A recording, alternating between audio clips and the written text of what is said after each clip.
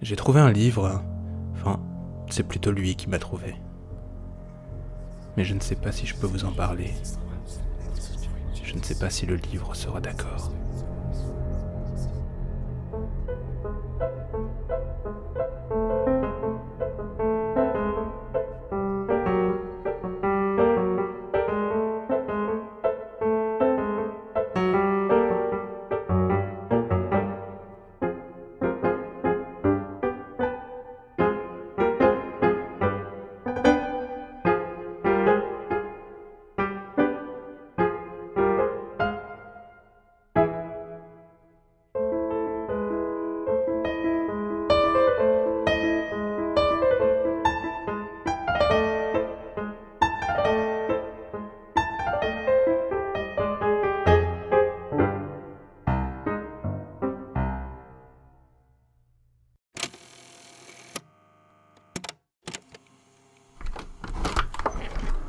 Il y a cet appartement qui s'est libéré dans mon immeuble le mois dernier.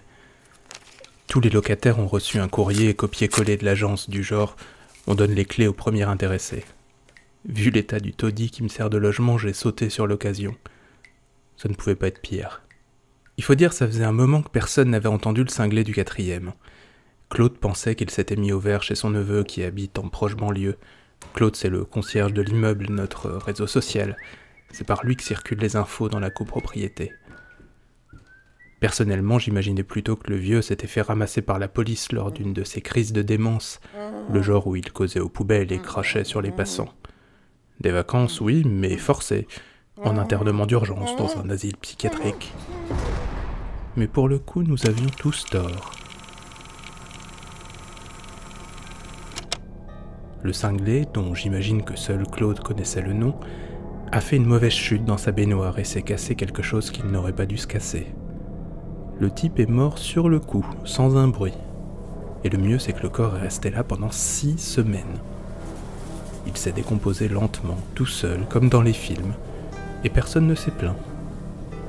Il faut dire qu'il n'y a eu aucune odeur dans la cage d'escalier. Même les chiens de la serveuse qui habitent sous les combles, ils n'ont rien dit, ni gémi, ni grogné. Je prends ça comme une bonne nouvelle, ça veut dire que l'appartement est bien isolé. Et puis il y a une cave. On peut tout planquer dans une cave, surtout les choses qu'on veut oublier. J'ai un carton entier de relance d'huissier que j'aimerais bien ne plus avoir sous le nez. Je vous ai pas dit, je suis écrivain. Enfin, je crois. C'est ce que je serais si quelqu'un voulait publier mes livres, en tout cas. Ce n'est pas faute de les envoyer à tous les éditeurs possibles et imaginables, mais il faut croire que mon destin est de rester un génie incompris. Pour en revenir à l'appartement, l'avantage, c'est que vu ce qui s'y est passé, le loyer est vraiment bon marché. L'inconvénient, c'est que les ouvriers n'installeront la nouvelle baignoire que dans un mois. Pas grave, je me débrouillerai avec le lavabo. Il y a juste un problème assez massif pour tout dire, même s'il n'a pas eu l'air de préoccuper Claude pendant la visite.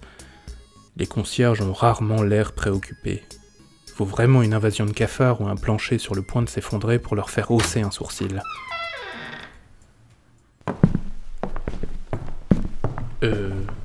C'est quoi ce truc énorme là au milieu du salon ? Aucune idée, c'est sûrement là depuis toujours. Te fatigue pas, j'ai essayé, impossible de le bouger. Ça doit être collé au plancher. Mais tu peux peut-être mettre une nappe par-dessus. Je me suis approché. La pièce principale était vide, à l'exception de ce monstrueux coffre posé juste au milieu. Un coffre qui avait l'air d'avoir traversé les siècles, vous voyez, un coffre de pirate, comme dans les dessins animés ou un film d'Indiana Jones. Il trônait ici comme si les murs avaient été dressés autour de lui. D'instinct, j'ai essayé de l'ouvrir, il aurait pu y avoir quelque chose de dangereux ou de pourri à l'intérieur. Mais évidemment, le coffre était fermé à double tour. J'imagine qu'il n'y a pas de clé. S'il y en avait une, elle a dû partir à la décharge avec le reste quand ils ont vidé l'appartement.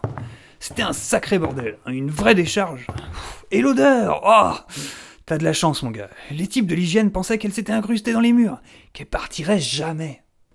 J'ai poussé le coffre de toutes mes forces, mais Claude n'avait pas menti. Le truc n'a pas voulu bouger d'un pouce. Tant pis, j'ai dit, je prends le tout. J'ai transféré mes affaires, signé le bail, donné un double concierge, Pas besoin de déménageur, l'affaire était pliée en moins d'une journée. Rongé par la curiosité, je n'avais qu'une hâte, me pencher sur le coffre et percer son secret, qu'importe les moyens employés. Le soir venu, j'ai donc réglé le problème à ma manière, à grands coups de marteau. Dans le coffre, il y avait un livre. Un vieux livre. Encore plus vieux que le coffre, je crois. Plus vieux aussi que ces grosses chaînes rouillées qui le clouaient au fond de sa boîte. Parce qu'il y avait des chaînes autour du livre, comme si quelqu'un avait voulu l'emprisonner, ou comme si on craignait que quelqu'un veuille le lire. Heureusement que j'ai une scie à métaux. Ne posez pas de questions, les écrivains ont besoin de certains accessoires pour exercer leur talent.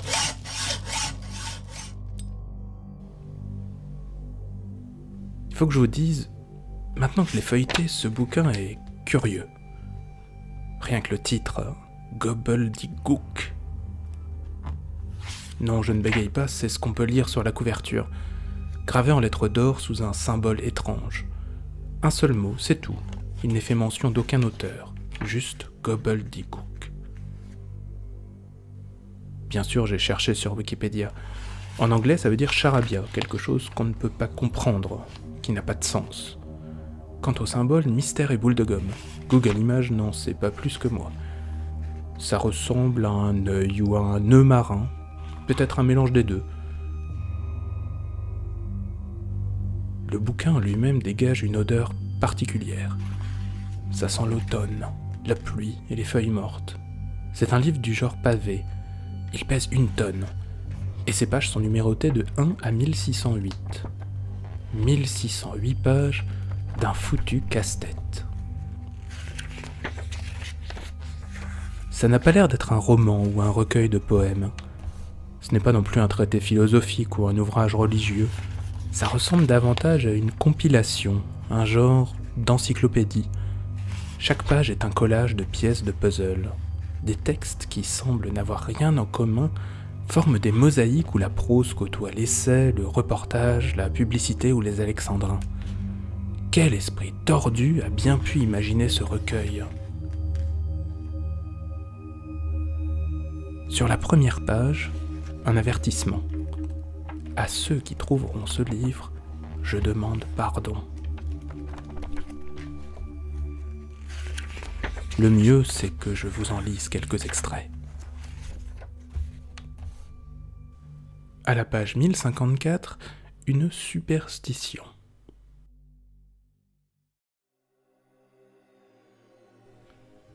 Les astronomes pensent qu'il existe de nombreux mondes habités.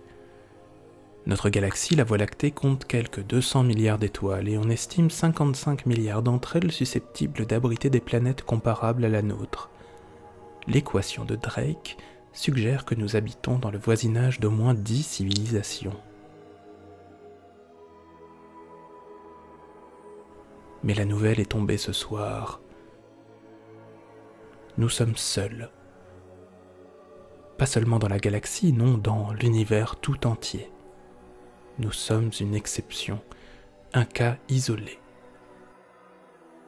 Notre planète, qui fonce dans le vide à 30 km par seconde, est un îlot de solitude perdu dans un océan d'indifférence. Quand notre espèce affrontera son extinction, il n'y aura personne pour la pleurer. Notre existence est une perturbation de l'état naturel des choses, une anomalie, une exception au minéral dont l'univers se guérira seul.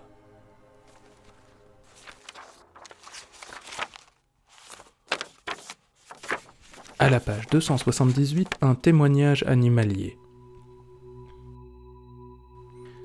Un rat très intelligent me rend parfois visite. Je ne partage pas ses opinions concernant la mécanique des fluides et l'approximation des milieux continus, mais sa théorie sur l'existence d'une supercouleur, même si elle est fantaisiste, est intéressante. J'imagine que même si elle connaît des fulgurances, l'intelligence des rats demeure limitée. Elle les cantonne à des raisonnements simplistes. Plus je feuilletais le Gobbledygook, moins je comprenais ce qui avait bien pu se passer dans la tête de l'auteur. Pour produire un tel désordre, il faut avoir le cerveau malade. Et pour le lire, peut-être aussi. À la page 135, une tentative désespérée. Un homme reçoit une lettre. À l'intérieur, une feuille de papier pliée en 4 sur laquelle on déchiffre une écriture tremblante. Le message qui y est inscrit est le suivant. Vous êtes dans le coma depuis presque 20 ans. La médecine semblait avoir atteint ses limites avec vous, mais nous avons mis au point cette nouvelle technique pour vous contacter. Impossible de savoir si notre message vous parviendra, mais si vous lisez ces mots, c'est que nous avons réussi à entrer dans votre rêve. S'il vous plaît, réveillez-vous. L'homme repose la lettre, perplexe. Le message ne lui évoque rien, comme s'il n'avait pas été envoyé à la bonne personne. Comme s'il n'était lui-même qu'un intermédiaire. Peut-être parce que c'est à vous qu'il est destiné. Oui, à vous. À la page 704, une publicité. On y voit le schéma d'un appareil complexe, à moins qu'il ne soit très simple. Des flèches indiquent l'embout dans lequel l'utilisateur doit souffler. Des tubes transparents sont branchés au corps de la machine, de laquelle émane une fumée grise. À gauche, dessiné à la manière des vieilles affiches des années 50, un homme sur son lit d'hôpital, son bras relié à une perfusion. À droite, une femme fume une cigarette. Son visage est paisible. Ne cherchez plus un sens à votre vie, proclame la publicité, et en lettres minuscules juste en dessous, nous le trouverons pour vous. Sur le flanc de l'appareil, une étiquette. Ne pas utiliser, surtout, à aucun prix sans avoir lu le mode d'emploi. Danger de mort. Au bas de la page, les 6 chiffres d'un numéro de téléphone. À aucun moment n'est précisé à quoi sert la machine, ni comment on doit l'utiliser. Aucune cohérence ne se dégageait, et pourtant mes yeux restaient cloués à la page. Ça ressemblait à de l'ivresse. Mon cœur battait dans ma gorge de plus en plus fort à mesure que j'avançais dans la lecture. Question ivresse, je suis un expert, mais c'est un autre sujet. À la page 42, un avertissement.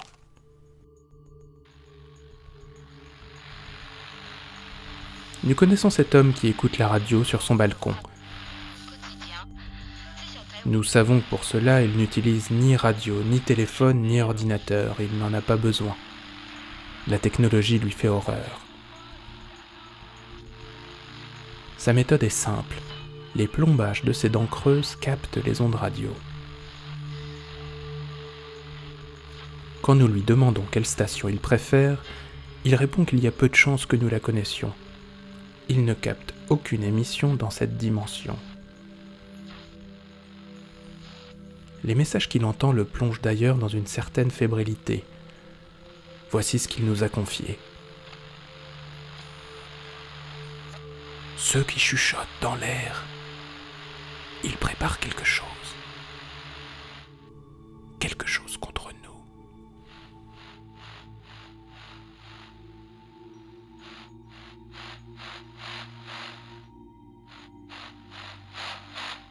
À la page 491, une liste. 6 choses à faire obligatoirement avant de mourir. Naître. Hurler. Survivre. Survivre. Survivre. Hurler.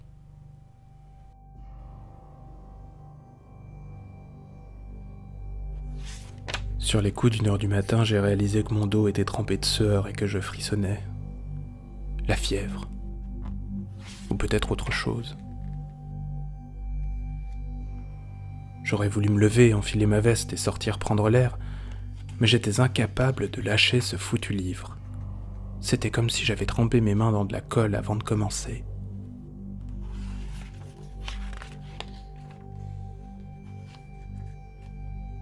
À la page 108, une histoire un peu plus longue. La première fois, Louise ne disparaît qu'1 heure. Ce n'est pas long, 1 heure, on n'a pas le temps de faire grand-chose. Son absence passe inaperçue. Pendant 1 heure, et avec la lune pour seul témoin, sa chambre demeure silencieuse. Aucun mouvement, aucun soupir, aucune respiration. Soudain, le silence se brise dans un froissement de tissu, et la chambre reprend son souffle. Louise est revenue, terrorisée, épuisée, trempée de sueur, mais saine et sauve. Ça n'a duré qu'1 heure. De la terre sous ses ongles, une griffure au visage, une douleur dans l'épaule, mais elle est en vie. Au petit matin, Louise descend les escaliers. « Tu as bien dormi ?» lui demande son père. Louise répond que oui.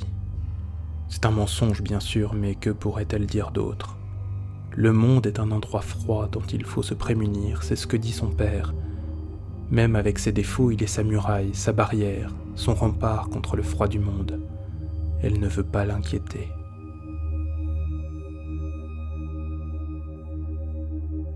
La nuit suivante, Louise sent remuer la peur qui se tapit au creux de son estomac. À travers la fenêtre entr'ouverte, les étoiles la supplient de mettre un terme à ses projets. Louise enfouit sa tête sous les draps pour les faire taire. Puis elle recommence. Son absence dure 2 heures. Quand elle revient, les bras striés de griffures, les joues en feu et le cœur battant, elle colle son oreille contre le mur. Jamais les ronflements de son père ne l'ont rendue si heureuse. Ça veut dire que quelque part dans le monde, quelqu'un dort paisiblement. Ce quelqu'un est son père. Il ne s'imagine pas. Personne ne peut imaginer. « Tu as bien dormi ?» demande-t-il le lendemain matin. De retour à la maison après une journée grise, Louise prétexte des crampes menstruelles pour pouvoir monter dans sa chambre sans dîner. Mais une fois les lumières éteintes et la porte fermée, la jeune fille se prépare. Face au miroir qui appartenait à sa mère, elle étudie ses blessures, fait le compte de ses bleus. Louise n'aime pas les miroirs. Il lui renvoie l'image de quelqu'un dont elle n'a jamais aimé occuper le corps. Mais ce corps est à elle. Elle est ce corps, qui est son monde, son territoire, et elle n'en a qu'un seul. La peur lui hurle de rester, mais le monde est un endroit froid qui ne lui manquera pas. Louise enfile une veste, des bottes de pluie et une parka. Dans un sac, elle range 2 carnets, des stylos feutres et une poignée de tampons. Puis elle attend.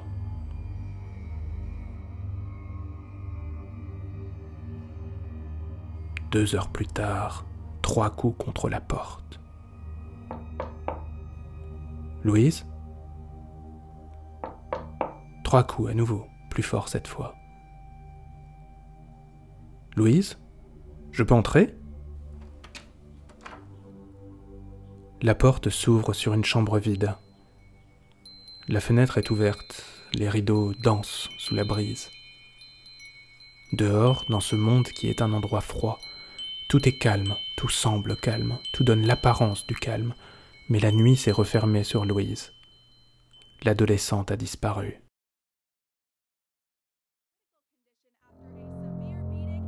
Le journal télévisé évoque la disparition. Les quotidiens diffusent des portraits. Des militaires ratissent la forêt avec l'aide des voisins. Le père est entendu par la police avant d'être relâché. Comme l'innocence est rare, elle doit être prouvée.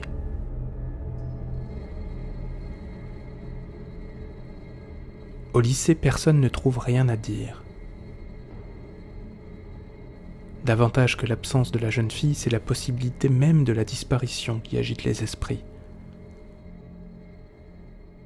Comment disparaît-on dans un monde surconnecté ?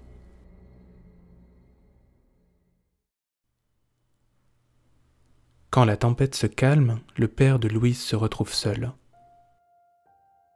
C'est la 2e fois de sa vie. On dit qu'on s'habitue à tout, l'expérience prouve le contraire.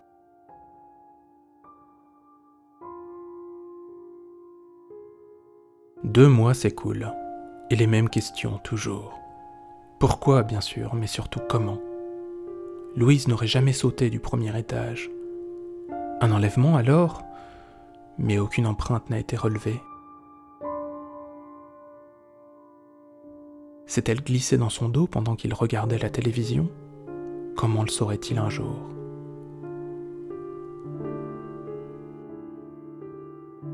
Ce soir, le père de Louise entre dans la chambre. Rien n'a bougé, rien n'a changé.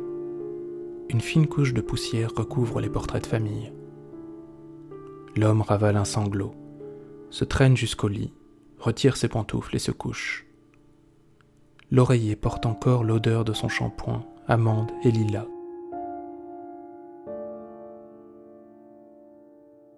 Il enfouit son visage dans le matelas pour y crier sa colère.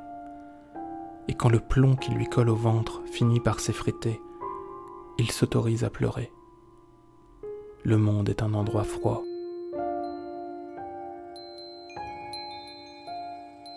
Mais du silence de la nuit, sous les étoiles glacées, monte un cri. Il ne s'agit pas d'un cri de douleur ou de désespoir, mais d'un lointain appel à l'aide, étouffé par la distance.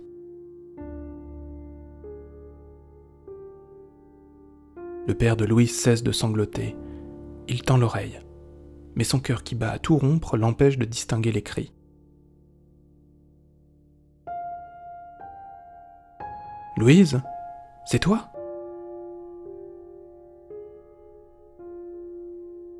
Il fait soudain très chaud, tellement chaud qu'il en sue à grosses gouttes.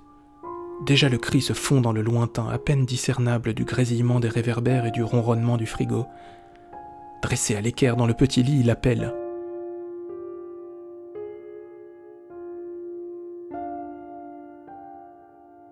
Sous ses pieds couve un feu inexplicable.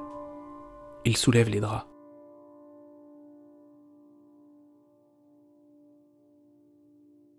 Un cri d'effroi franchit le seuil de ses lèvres.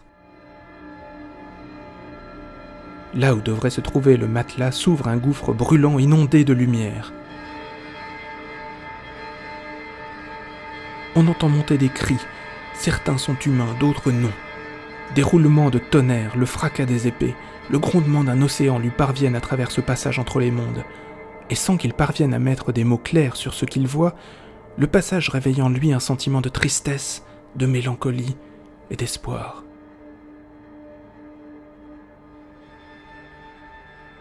Il entend qu'on l'appelle, distinctement cette fois, et c'est la voix de sa fille.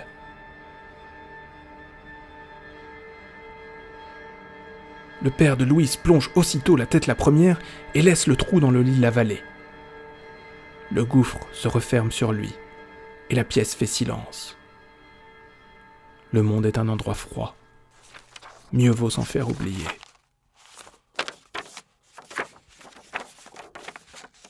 Le conte se termine ici, mais l'histoire continue dans la marge. À cet endroit, quelqu'un a écrit « La fiction est un cancer qui ronge les esprits.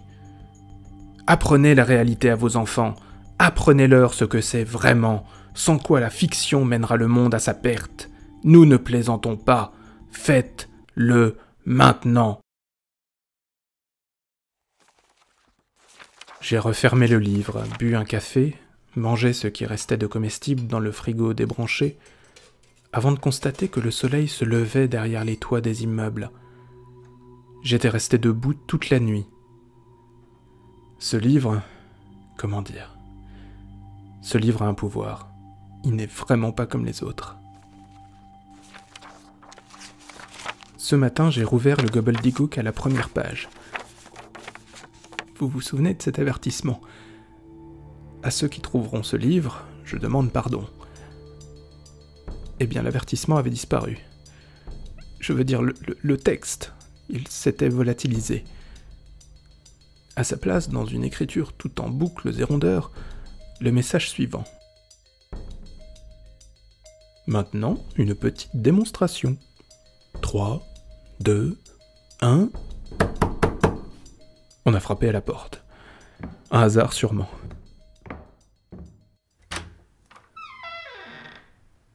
Un recommandé pour vous, monsieur. Signez là. C'était le facteur. Il m'a tendu une lettre qu'à force d'attendre, je n'imaginais plus jamais recevoir. Elle était signée de la main d'un éditeur aussi célèbre que courtisé. « Nous avons adoré votre manuscrit, disait-elle. Nous aimerions l'éditer. » J'ai voulu respirer, je crois, ce n'est plus très clair dans ma tête. Sur la première page du Gobbledygook, on pouvait lire désormais « J'en connais un qui est content de m'avoir délivré. » J'ai refermé le livre comme on claque une porte, un cri coincé en travers de la gorge.